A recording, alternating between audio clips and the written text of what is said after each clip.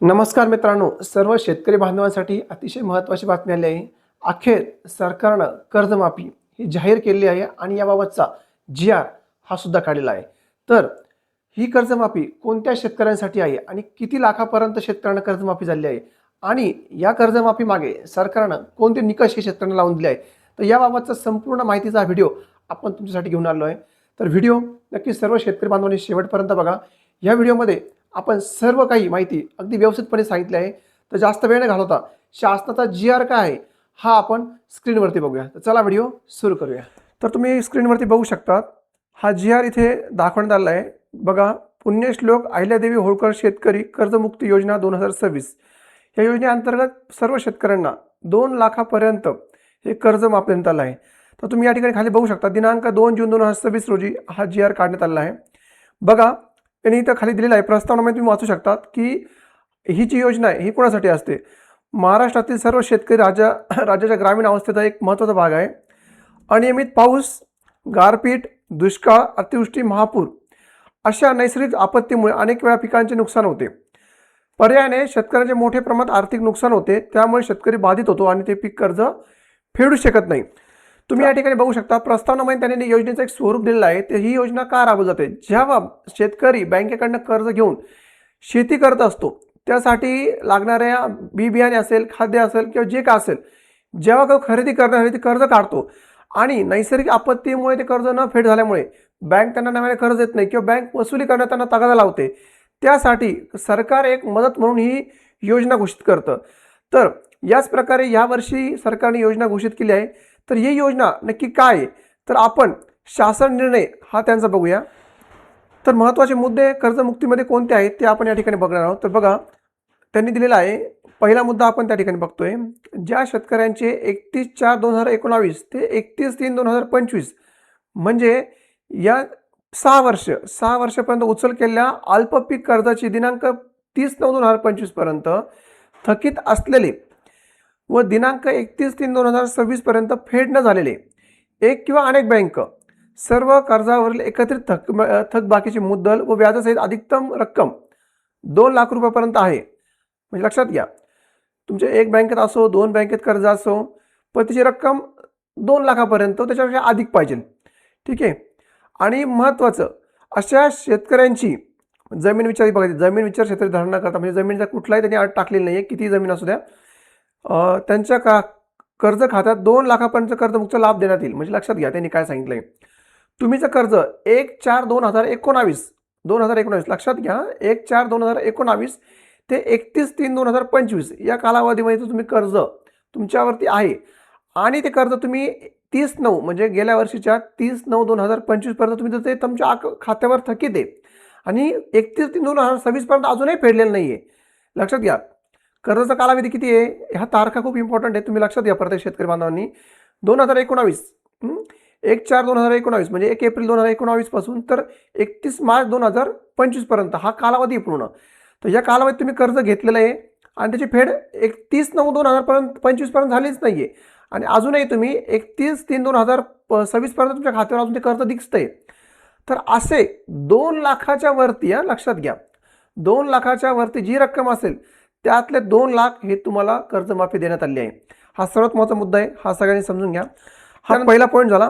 तर दुसरा पॉईंट बघा, दिनांक 1/4/2019 ते 31/3/2025 पर्यंत वाटप केलेल्या अल्पमुदत पीक कर्जाचे पुनर्गठन करून मध्यम मुदत कर्जात रूपांतर केलेल्या कर्जामधील दिनांक 30/9/2025 रोजी थकीत असलेले किंवा 31/3/2026 अखेर फरक फेड न केलेले हप्त्याची मुद्दल, व्याज, अधिकतम रक्कम जी असेल 2 लाखापर्यंतची, ती तुम्हाला कर्जमुक्ती योजनेमध्ये समाविष्ट करण्यात येईल. लक्षात घ्या, जसं आपण बोललो की त्यांनी कर्जच फेडलेलं नाही आहे, खाली ज्यांनी कर्ज घेतलेलं आहे, फेडलेलं आहे, असं पुनर्गठन ज्यांनी केलं आहे, म्हणजे आपण त्याला म्हणतो की नवं जुनं करणं असं म्हणतो कर्जाचं, तर त्यांना देखील 2 लाखापर्यंतचं कर्ज माफ असणार आहे. ओके. 30/9/2025 रोजी थकीत असलेले 31/6 पर्यंत फेडणे आले कर्जाचे एक किंवा अनेक बँकाकडील कर्ज एकत्रित थकबाकी विचारात घेऊन प्रति शेतकरी 2 लाखापर्यंत कर्जमुक्तीचा लाभ देण्यात येईल. तेच मुद्दा त्यांनी खाली पुनर्गठन या बाबतीत मांडलेला आहे. तर पुढचं बघूया आपण, ज्या शेतकऱ्यांचे महात्मा ज्योती, हा महत्त्वाचा मुद्दा आहे. बघा, बरेच शेतकरी म्हणतात की सर आमचंही 2019चं कर्ज माफ झालं, त्यासाठी हा महत्त्वाचा तिसरा पॉईंट आहे. ज्या शेतकऱ्यांना यापूर्वी महात्मा ज्योतिराव फुले शेतकरी कर्जमुक्ती योजना 2019 योजनेचा लाभ मिळाला आहे, अशा शेतकऱ्यांना 1/4/2019 ते 31/3/2025 पर्यंत उचल केल्या अल्प पीक कर्ज व पीक कर्जाचे उचल पुनर्गठन, लक्षात घ्या, पुनर्गठन फेरपुनर्गठन केलेल्या थकीत हप्त्याची दिनांक 30/9/2025 अखेर थकीत असलेली 31/3/2026 अखेर परतफेड न झालेली एक किंवा अनेक बँकांवरील कर्ज थकबाकीची मुद्दल व्याजासह एकूण 50,000 रुपयेपर्यंत असल्यास त्यांना योजनेअंतर्गत 50,000 रुपये अधिकतम मर्यादेवर कर्जमुक्त लाभ देण्यात येईल. बघा, जर तुमचं आता इथे त्यांनी काय सांगितलं नीट लक्षात घ्या, तुम्ही 2019 मध्ये जर महात्मा फुले बघितले महात्मा ज्योतिराव फुले शेतकरी कर्जमुक्त योजनेचा लाभ घेतला असेल तर तुम्हाला 50,000 रुपये एवढा तुम्हाला कर्जापर्यंत तुम्हाला सवलत देण्यात येणार आहे. लक्षात घ्या, त्यांनी खाल्लेले थकबाकीची मुद्दल व्याजासह रुपये 50,000 रुपये असल्यास त्या योजनेअंतर्गत 50,000 रुपये अधिकतम मर्यादेपर्यंत कर्जाचा माफ देण्यात येईल. लक्षात घ्या, त्या योजनेचा माप त्यांनी घेतलाय 2019 मध्ये, तर त्यांना फक्त 50,000 रुपयेपर्यंत कर्जमाफी झालेली आहे. हे त्यांनी इथं क्लिअर केले आहे, हा गोंधळ नाही. आता हे बघा पुढचा पॉईंट बघा, एक वेळ समझोता म्हणजे त्याला OTS आपण म्हणतो, ते OTS काय ते एकदा समजून घेऊया.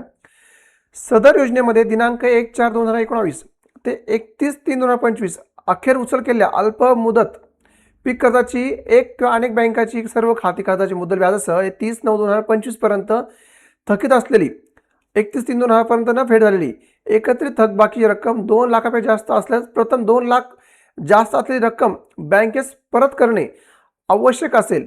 अशी रक्कम परतफेड केल्यानंतर पात्र शेतकऱ्यांना एक वेळ समझोता अंतर्गत 2 लाख रुपयाचा लाभ देण्यात येईल. लक्षात घ्या, आता काय सांगितलं निदान म्हणजे तुम्हाला जर वन टाइम सेटलमेंट आपण जे म्हणतो OTS, ओके, तर तुम्हाला ते OTS जर करायचं असेल तर तुमचं कर्ज जर त्याच पिरियडमधलं असेल म्हणजे 1/4/2019 ते 2/25 पर्यंतचं थकीत असल्या कर्ज आणि तुम्ही परतफेड केलीच नाही आहे, तर तुम्ही एकत्रित जर ती कर्ज फेडत असाल, लक्षात घ्या, तर तुम्हाला 2 लाख म्हणजे एकत्रित, लक्षात घ्या, म्हणजे मला काय 2 लाखापेक्षा जास्त असलेली रक्कम जर तुम्ही एकत्रच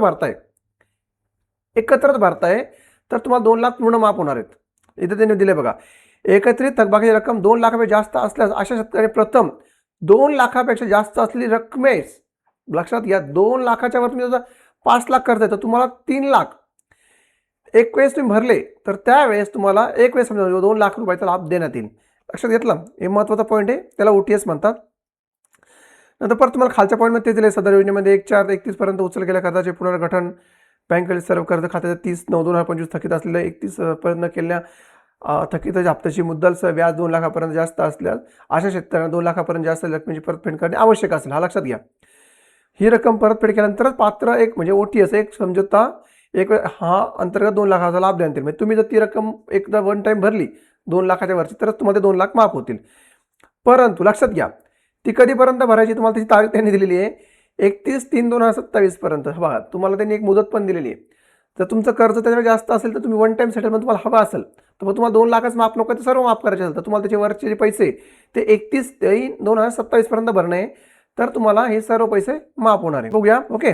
बघा, सेकंड मुद्दा खूप महत्त्वाचा आहे. ज्यांनी महात्मा ज्योतिराव फुले शेतकरी कर्ज योजना घेतली आहे त्यांना जे त्यांनी लाभ दिलेला आहे तर त्यांना डबल पुन्हा तसा लाभ घ्यायचा असेल तर हा दुसराही महत्त्वाचा मुद्दा त्यांच्यासाठी आहे. ज्या शेतकऱ्यांनी यापूर्वी महात्मा ज्योतिराव फुले कर्जमुक्ती योजना 2019चा लाभ घ्यायला असेल अशा शेतकऱ्यांनी 1/4/19 ते 31/3/2025 पर्यंत उचल केलेल्या अल्पमुदत पीक कर्जाचे वाटप केले, पुनर्गठन पुनर्गठन केलेल्या थकीत हप्त्याची रक्कम 30/9/2025 पर्यंत जर भरलेली नाहीये तर त्यांना 31/3/2025 पर्यंत अजूनही त्यांनी परतफेड केलेली नाहीये तर असे एक किंवा अनेक बँकेकडील कर्ज एकत्रित थकबाकी मुद्दल व्याजासह एकूण रक्कम 50,000 पेक्षा जास्त असेल तर अशा सर्व शेतकऱ्यांना ती जमा केल्यानंतरच तुम्हाला त्याच्यावरचा जो OTS म्हणतोय आपण तो लाभ तुम्हाला मिळणार आहे. 50,000चा लाभ तुम्हाला जर घ्यायचा असेल, ज्या त्यांनी 2019 मध्ये महात्मा फुले योजनेचा लाभ घेतलेला आहे, तर तुम्हाला कमीत कमी 50,000च्या वरची जेवढी रक्कम आहे तुम्हाला ती 31/3/2027 पर्यंत पूर्ण क्लिअर करणे, तरच तुम्हाला 50,000 रुपयाचा अनुदान भेटणार आहे. लक्षात घ्या. मग तर तुम्ही दिलेल्या कोणत्या बँका, राष्ट्रीयकृत बँका, खाजगी बँका, पुनर्गठन या तारखेनुसार खात्यावरील शिल्लक निश्चित केल्या टक्केवारी सूट देण्याची निश्चित केली आहे. हा एक तुमचा एक बँकेचा भाग आहे, तुम्ही वाचून घ्या. आता आपण पुढचा मुद्दा बघूया, प्रोत्साहनपर लाभ. आता प्रोत्साहनपर लाभ म्हणजे काय, आता बघा, समजून घ्या.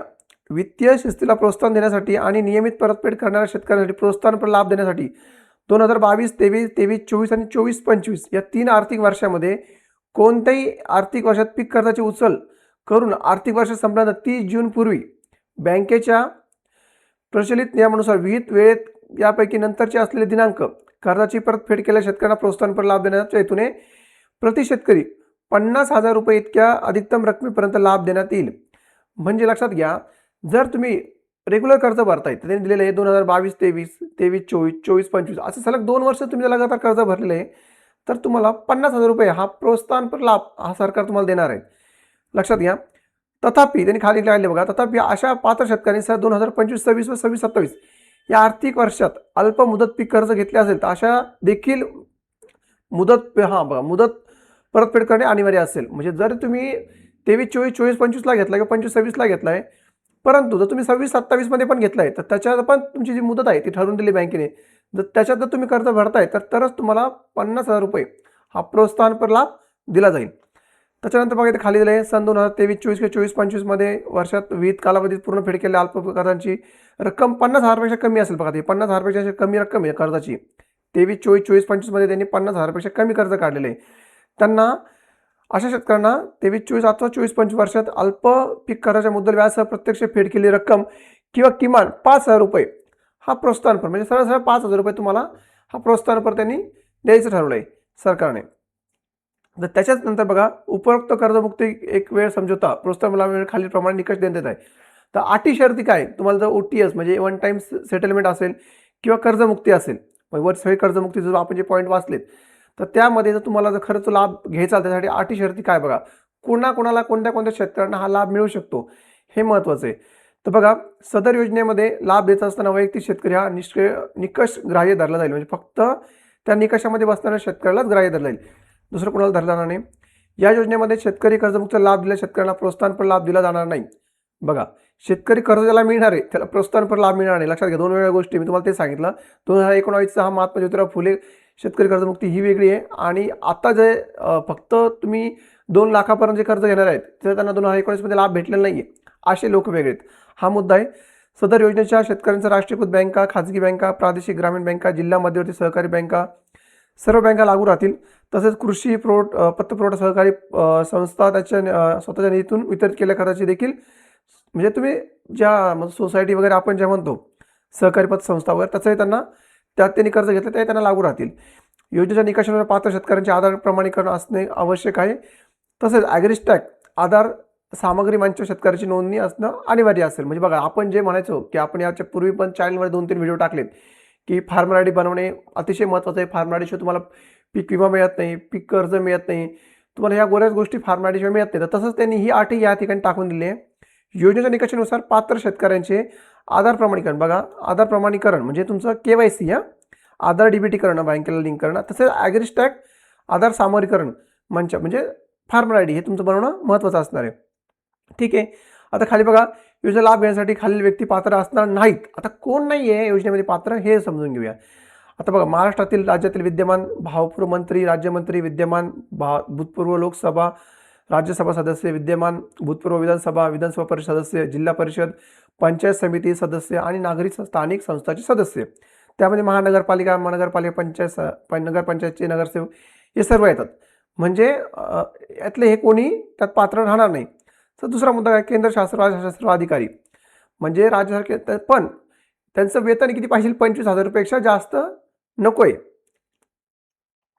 जास्त नकोय. बघा, हे अपात्र लोक आहेत, लक्षात घ्या. जास्त व्यक्ती म्हणजे तो अपात्र आहे, म्हणजे त्याचं वेतन 25 पेक्षा कमी पाहिजे, लक्षात घ्या गोष्ट.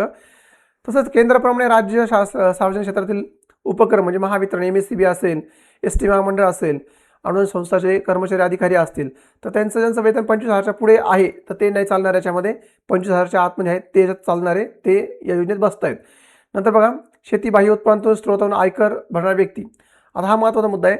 आता काही लोक इन्कम टॅक्स भरतात, बाबा मी शेती करतो पण मी इन्कम टॅक्स भरतो पण मला शेतीतून पैसा भेटतो. तर लक्षात घ्या, त्यांनी हा मुद्दा क्लिअर केला आहे.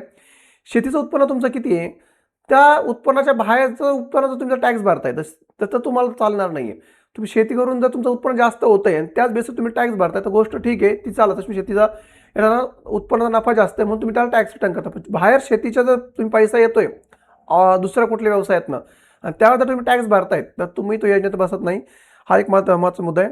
नंतर बघा, निवृत्तीधारक व्यक्ती ज्यांचे मासिक निवृत्ती वेतन 25,000पेक्षा जास्त हे बसणार नाही. म्हणजे तुम्ही लक्षात घ्या, माजी सैनिक सोडून, जे कोणी रिटायरमेंट ऑफिसर असतील आर्मीचे ते माजी सैनिक सोडून ओके. त्याच्यानंतर खालचा पॉईंट बघा, कृषी उत्पन्न बाजार समितीचे सहकारी साखर कारखाने, सरकारी सूतगिरण्या, नागरी सहकारी बँका, जिल्हा मध्यवर्ती सहकारी बँका, महाराष्ट्र राज्य सहकारी बँका, सहकारी दूध संघ, असे अनेक अधिकारी एकत्रित त्यांचे 25,000 पेक्षा जास्त हे असेल वेतन असेल तर ते वेतनवाल्या लोकांना भेटणार नाही. तुमचं वेतन जर 25,000 पेक्षा कमी तर नक्कीच तुम्हाला योजनेचा लाभ मिळणार आहे. तर ठीक आहे, हे सर्व आपण मुद्दे पाहिले, कोण यासाठी पात्र आहे आणि कोण अपात्र आहे. हा, तर खाली आपण इथं बघणार आहोत योजनेची अंमल प्रक्रिया करणार. तर खाली बघा त्यांनी काय केलंय, सदर योजनेची प्रक्रिया संपूर्ण ऑनलाईन पद्धतीने असणार आहे. त्या अनुषंगाने विभागामध्ये विविध घटनांसाठी सूचना निर्माण करण्यात आल्या आहे. सदर योजनेचा आढावा घेण्यासाठी निकषात बदल करणे या उद्देशाने माननीय मुख्यमंत्री आदेशाखाली मंत्रिमंडळाची पण समिती गठन करण्यात आली. ही एवढी मंत्रिमंडळ समितीने गठन केली. आणि बघा, तर हे योजना राबवण्यासाठी त्यांनी ते काय सांगितलं बघा, या योजनेचा सहकारी विभागामार्फत आवश्यकप्रमाणे तांत्रिक सेवा पुरवठादार यांची सेवा घेण्यात येईल. म्हणजे IT विभागाला पण ते करण्यात येईल. त्यानंतर योजनेच्या अंमलबजावणीसाठी संपूर्ण प्रक्रिया सहकार आयुक्त व निबंधक सहकारी संस्था पुणे यांच्या मार्फत राबवण्यात येईल. आणि सदर योजनेअंतर्गत एकूण निधीच्या 5% इतकी रक्कम प्रकल्प अंमलबजावणीसाठी म्हणून पोर्टलवर तयार करत आहे. म्हणजे जे काय असेल तुम्हाला जे योजनेसाठी लागणारा खर्च असेल त्यांनी तो दिलेला आहे.